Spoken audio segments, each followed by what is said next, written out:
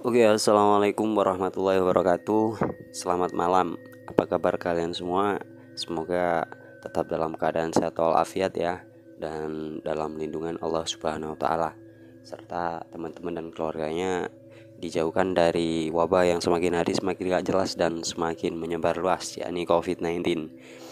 Kembali lagi nih bareng sama aku Askal Maulidi, tentu saja di channel aku ya, yang mana isinya akan banyak kisah-kisah horor, entah itu pendakian ataupun pengalaman.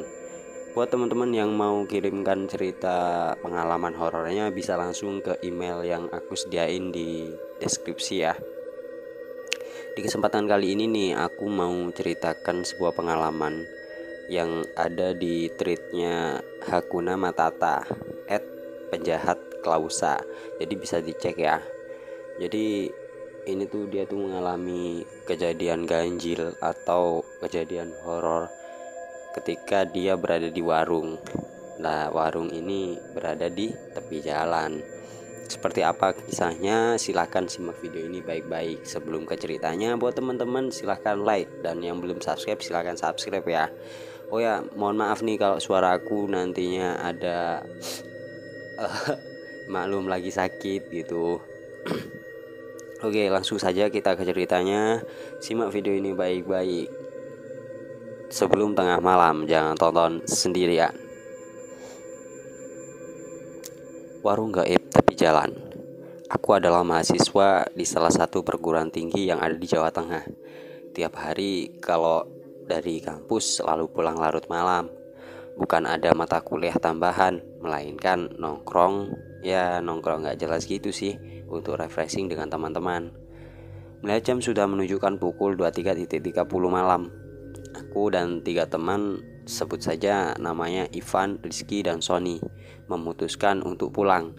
Dan seperti biasa, aku dan Sony selalu bareng, karena jalur rumah kami hampir searah. Kami berdua menggunakan sepeda motor masing-masing. Di awal perjalanan menuju pulang, kami menjalankan motor beriringan satu sama lain. Malam kali ini ditemani hujan rintik-rintik yang dinginnya cukup menembus jaket dan membuat saya menggigil. Tiba-tiba Sony meminggirkan motornya dan mengajakku untuk mampir bila ada warung nanti, karena kami memang belum makan sejak tadi. Setelah saya menyetujui, kita pun kembali jalan dan saya jalan di belakang Sony. Di perjalanan yang sepi dan sangat sunyi, namun malam ini sangat berbeda. Biasanya saya pulang jam 00.30 atau setengah 1 malam. Tak sepi seperti ini, walaupun hujan rintik-rintik. Masih ada orang yang berlalu lalang, namun saya tepiskan pikiran itu. Mungkin itu hanya perasaan saya aja. Sialan, malam ini memang begitu dingin sekali. Aku kurangi kecepatan motor karena dingin yang membuat konsentrasi menjadi buyar saat mengendarai motor. Tiba-tiba Sony yang di depanku berhenti. "Kenapa Son motor lu?" tanyaku pada Sony. "Tadi gue lihat ada polisi tidur gede banget. Gue hantam aja, makanya gue berhenti untuk ngecek, takut kenapa-napa motor," jawab Sony. "Polisi tidur? Setahu gue ini jalan gak ada polisi tidurnya. Dan gue dari tadi di belakang lu juga gak lihat lu ngantem apapun," seru saya. Aku berusaha meyakinkan diri dengan apa yang aku dengar dengan memeriksa lingkungan sekitar. Dan hal ini membuat kacau pikiranku.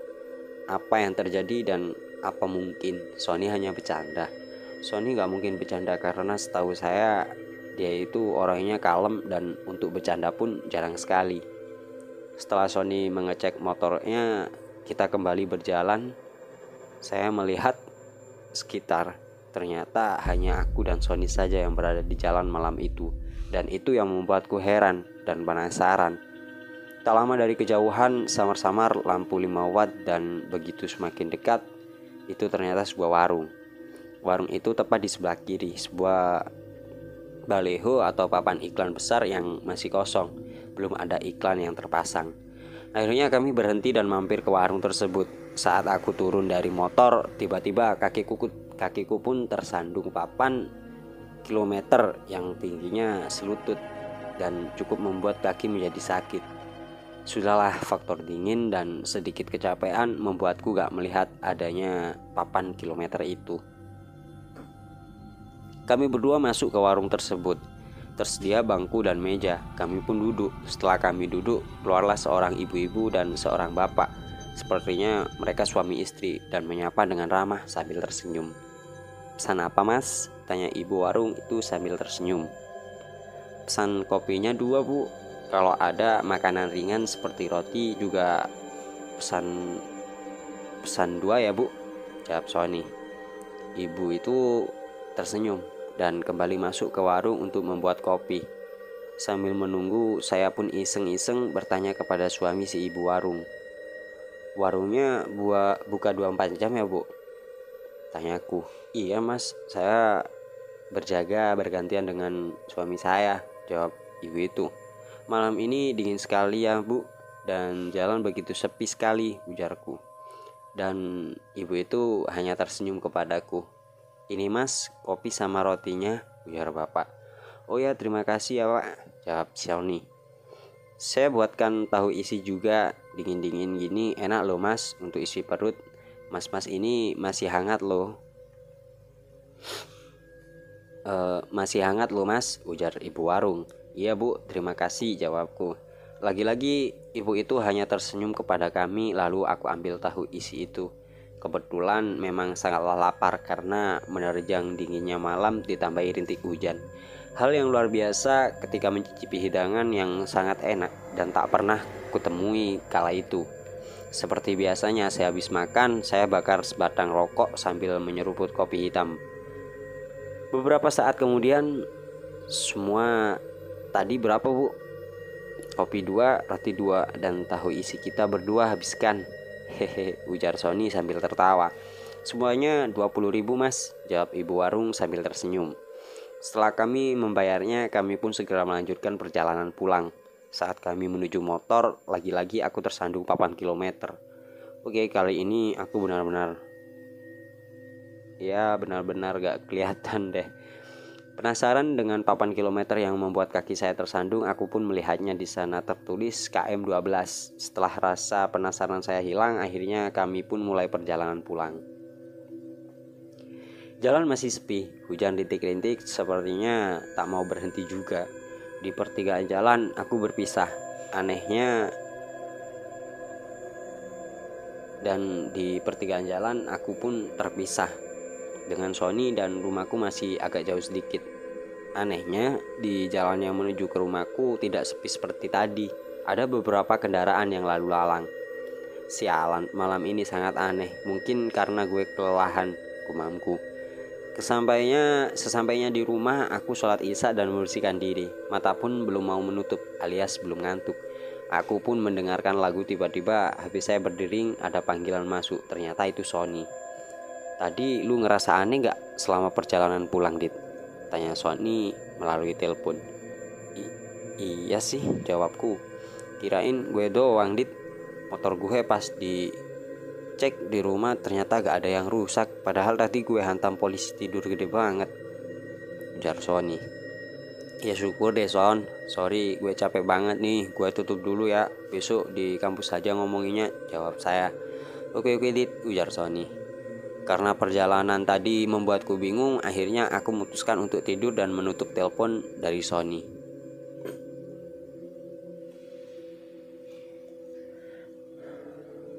Seperti biasa, alarm HP-ku pukul 5 pagi berdering untuk membangunkan sholat subuh. Mata terasa berat untuk melek.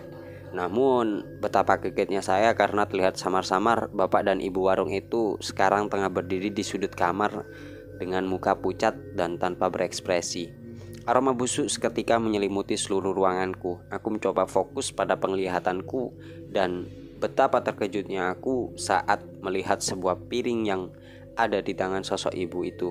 Sebongkah daging dengan belatung menggeliat terlihat di depan mata. Tubuhku terasa lemas dan tak bisa teriak sama sekali. Perlahan sosok bapak itu melambaikan tangan kepadaku tanpa berkata apapun. "Tolong!" Dengan sekuat tenaga aku teriak, namun suara tak bisa keluar. Sebuah pemandangan yang sangat mengerikan, bukan? Aku mencoba untuk membaca ayat-ayat yang aku bisa sambil memejamkan mata, berharap sosok itu pergi. Dan memang benar saja, ketika adzan subuh berkumandang, aroma busuk pun menghilang dan sosok itu juga. Pagi pun menjelang jam menunjukkan pukul 7 pagi. Aku pun bergegas untuk berangkat ke kampus. Saya berencana berangkat melewati jalan semalam dan melihat apa benar ada warung di situ. Teringat ada papan iklan besar dan papan kilometer 12 di sana. Akhirnya aku sampai di jalan yang kemarin saya lewati. Ternyata jalan ini tidak sesepi malam hari. Dari kejauhan terlihat papan iklan besar. Setelah aku dekati, di sana juga terdapat papan kilometer bertuliskan KM12 yang membuat saya tersandung semalam. Ya, tidak salah lagi, ini tempat kami semalam mampir ke sebuah warung. Dan betapa kagetnya karena tepat di sebelah kiri papan iklan besar yang masih kosong itu ternyata hanya sebuah kebun kosong yang ditumbuhi rumput ilalang dan semak belukar. Tidak ada satupun warung di situ. Namun di dalam kebun terlihat dari kejauhan ada sebuah rumah kosong yang nampak tua. Rumah itu atapnya sudah runtuh sebagian. Entah aku berhalusinasi atau tidak. Di sana terlihat sosok perempuan melambaikan tangan dari dalam rumah tua itu. Dengan jelas aku melihat rambutnya panjang, bergaun putih. Wah, itu membuatku gemetar dan saya cepat-cepat starter motor untuk segera pergi dari tempat itu. Karena aku belum sarapan dan gemetaran akibatnya hal sialan tadi, akhirnya aku berhenti di tempat jualan nasi uduk. "Bu, nasi uduknya satu ya," ujarku. "Ya mas," jawab ibu itu. "Jalan sekitar sini pun sangatlah ramai. Apa mungkin bila malam hari sepi sekali ya?" gumamku dalam hati. "Ini mas nasi uduknya." Ibu itu memberikan nasi uduk pesananku. "Iya bu, terima kasih," jawabku. Rasa penasaran membuatku bertanya kepada ibu itu. "Bu, apa kalau malam jalan ini sepi sekali? Tidak ada kendaraan yang lewat sama sekali?" tanyaku. "Oh tidak dek, kalau malam di sini lumayan ramai, apalagi tambah truk-truk bermuatan yang diperbolehkan jalan di atas jam 10 malam," jawab ibu itu. "Oh begitu ya bu," ujarku. "Kenapa mas, kok mas pucat begitu? Sedang sakit ya?" tanya ibu itu. Dan akhirnya saya pun menceritakan kejadian yang semalam saya dan Sony alami. Dan ibu itu kemudian menjelaskan, dulu di kilometer 12 itu ada sebuah truk yang menabrak warung. Dan warung itu hancur tak berbentuk, menewaskan pemilik warung tersebut, yaitu pasangan suami istri. Rumah di dalam kebun itu adalah rumah pemilik warung yang tewas itu. Jadi yang mas makan semalam itu hanyalah tipuan mata saja. Mas itu sebenarnya gak makan apa-apa, ungkap ibu itu. Aku sering melewati jalan sini, tapi baru kali ini aku merasakan hal seperti semalam, kataku. Ya kemana-mana banyakin doa ya mas, ibu itu memberi saran. Setelah mendengar penjelasan ibu warung itu, saya pun rasanya ingin pingsan. Berarti penampakan di kamarku tadi pagi itu bukan halusinasi saja, melainkan penampakan hantu pemilik warung itu.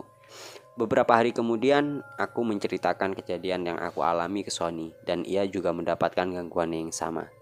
Semenjak saat itu, kami sebisa mungkin pulang kuliah sebelum maghrib. Dan usailah cerita ini. Bagaimana nih menurut teman-teman cerita dari si Sony dan temannya ini? Tulis di kolom komentar ya. Kalau teman-teman punya cerita yang lebih horor atau lebih serem dari cerita ini, silakan kirim ke email yang aku sediain di deskripsi ya. Oh ya, jangan lupa juga buat teman-teman silakan like video ini, dan untuk yang belum subscribe silakan subscribe channel ini, karena subscribe kalian, like kalian, komentar kalian sangatlah mensupport aku. Mungkin itu saja yang dapat aku sampaikan, kurang lebihnya mohon maaf yang sebesar-besarnya. Askal Maulidi pamit undur diri. Assalamualaikum warahmatullahi wabarakatuh.